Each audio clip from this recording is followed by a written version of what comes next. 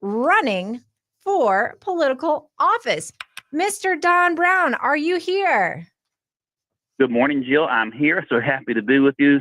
Love that Napoleon Hill quote. That'll get me started on the right side of the fence today. So thank you so much. Absolutely. We love to start off our day with a positive quote. We end the show with a positive quote because it's so important to think right. And one of the things that's really important is to know about our candidates who are running for office. I believe that is a American privilege, not just a right. It's a privilege to be able to vote in our democracy that we have here in the United States. So tell us, you have been very involved and active in the community and held a lot of leadership positions, which I think, Mr. Brown, a lot of people look at that and say, oh, well, he's just a natural. He goes, he works hard, but every single day you make a choice. Tell us a little bit about your background because it's quite impressive. Well, thank you, Jill. First off, I'm just Don. My daddy, he was Mr. Brown. He went to see Jesus. So I'm just Don. But listen, I am a former U.S. Navy officer, was a Navy JAG officer, and served for 16 years altogether, but 5 active, and then 11 in the reserve. Some of the reserves was not active, but got involved in working with some military families who had lost their sons on a helicopter shoot down called Extortion 17. Led the investigation into that, wrote a book on it. A movie was made, got to work pretty closely with Pete Hegseth, who's now our Secretary of War, on that case and others, and got very, very involved initially in helping our vets and our active duty service members for rules of engagement. From there, one thing led to another, and I got involved in dealing with the 2020 election problem and worked with Sidney Powell and investigating things that went wrong there. She's endorsed our campaign, worked on 2 other legal teams. And from there, got involved in the issue of medical freedom, battles in court against these dangerous and unconstitutional vaxes that Fauci pushed on us, and had some success. And those are the areas that I've been very actively involved in. One thing led to another, and here we are running for the Senate. And one of the silver linings in the cloud, I never realized I'd ever get to meet you, Jill Berlin. So there's some upsides to all the running around the state. So I'm grateful to be with you this morning. Isn't that crazy? Something else that I noticed is you've made national appearances on TV, Fox News in particular. I actually interned on Fox and Friends, have been on Gretchen Carlson's show when she was there in New York. And one of my best friends is a producer for Fox. So I'm wondering if we ever actually ran into one another at some point. But my question for you is, why run for office? You clearly don't need it. You clearly have the experience, but why actually run for office? Because you can influence in various ways, right? Well, I hope that I'm able to influence a little bit. It's up to the Lord. But listen, here's the thing. It's counterintuitive, the question, and it's a good question. Somebody say, you want to be a senator? And I'll say, listen, the country is in trouble. And here's the thing about it. We have a thing in the United States Constitution called the 22nd Amendment, which means that President Donald Trump will be stepping out of office in January of 2029, and someone else is coming in. And Trump has been in office, and by the force of his personality, has held back a lot of the political prosecutions they were trying to run wild with against conservatives.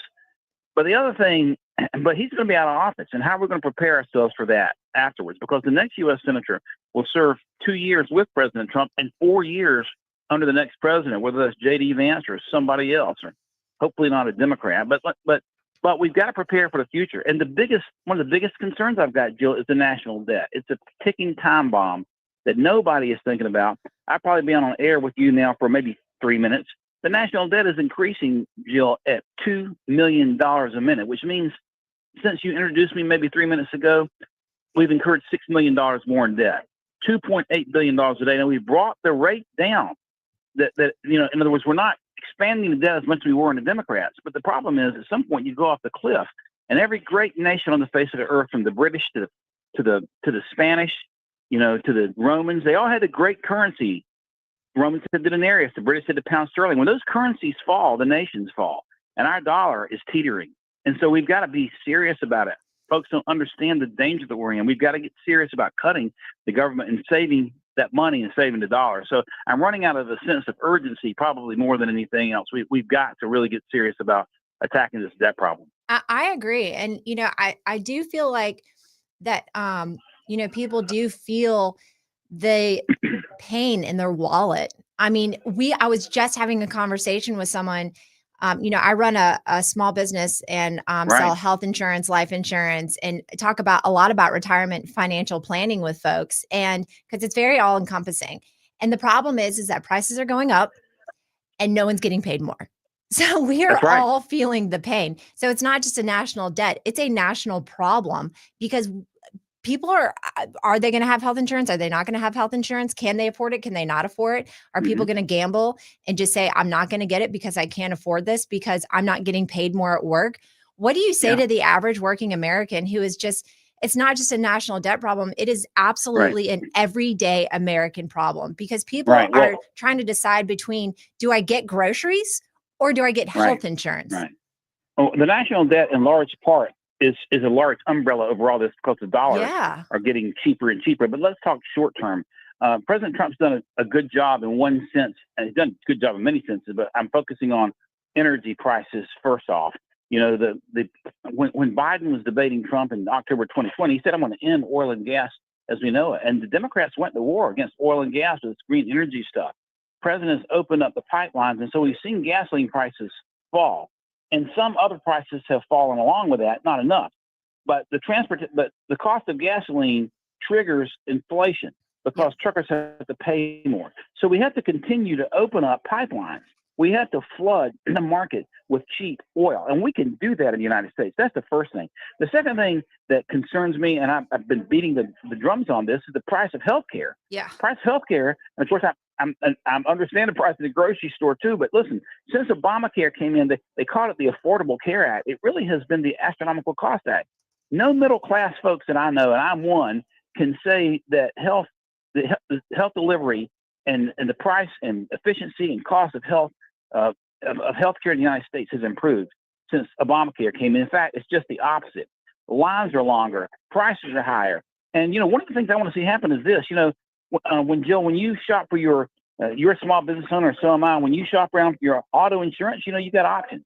State Farm, Nationwide, Allstate. I've got USAA. But with health insurance, we basically got one option. That's Blue Cross, and I think Blue Cross needs to be busted up. I really do. With antitrust, so that we have more options. I'm talking on a cell phone now. When I was in college in Chapel Hill 100 years ago, my daddy would, he would bust my chops. I would call my hometown Plymouth, talk for 30 minutes, run up a $50 phone bill. But just within the last few years, my son, who's in the Army, was in Afghanistan. I could talk to him, FaceTime him on my cell phone. It's zero cost. And so when Ma Bell got busted up, you had better competition, lower costs, and you lost no jobs.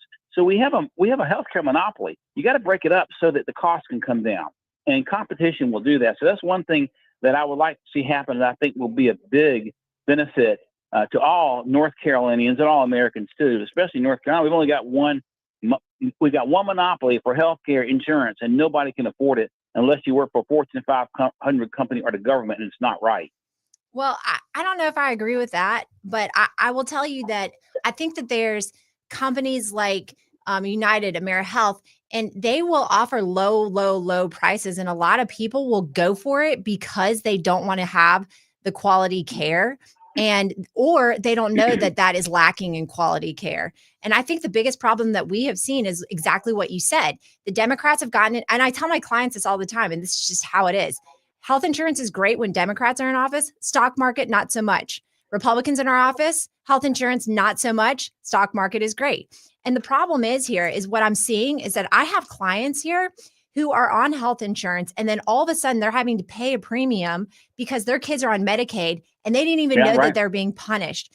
So the reason why this is so passionate for me is because I am hearing the sob stories at home, and I know what they're experiencing, and it's awful. And I feel terrible for them. And not only that, this government shutdown, it's problematic for the clients, my clients. It's also problematic for the brokers. We can't service them. So what do we do while this government is shut down? You've got some great points on that.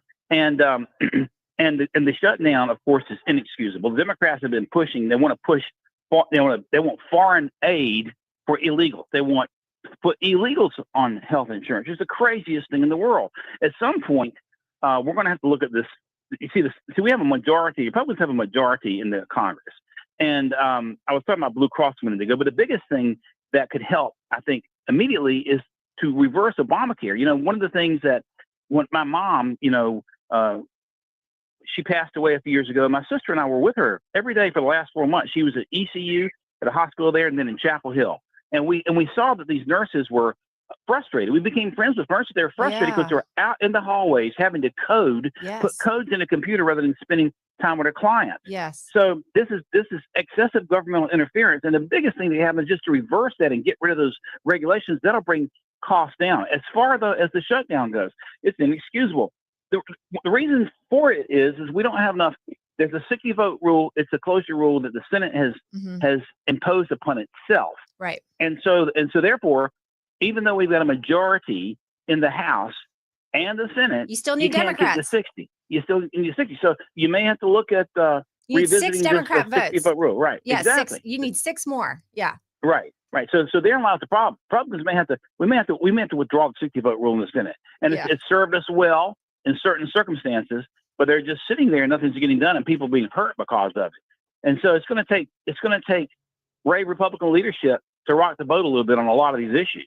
Well, we're going to have to push those issues. It's so true. And I got to tell you, Democrat or Republican, I do respect people who actually choose to run for office because it is a lot to take on. And like I said, you've got an impressive background. You certainly don't need to do this. So if you have, leave me with one more thing. We got about 30 seconds. Leave the listeners with something and where they can go for more information. All right. Thank you. First off, please visit us at brown4nc.com. Our website is brown, FORNC.com. You can correspond with us. We'd love to have your support. We need every dime we can get. We're facing some big money out here on the campaign trail. But at the end of the day, our great Constitution is about freedom. If you ever wonder what it's all about, go to the preamble. We, the people of the United States, in order to form a more perfect union, establishes us as ensure domestic tranquility. But the final line is to secure the blessings of liberty. That's freedom for ourselves and our posterity. And as President Reagan said, we need to get the government off the backs of the people. And that's exactly what I'm going to fight for as your next United States Senator. All right. Don Brown, thank you so much, sir. I really appreciate it. Thanks for having me, Jill. Appreciate you. Hope to talk to you again soon. All right. Sounds good. All right. Stay tuned. You're listening to The Jill Berlin Show.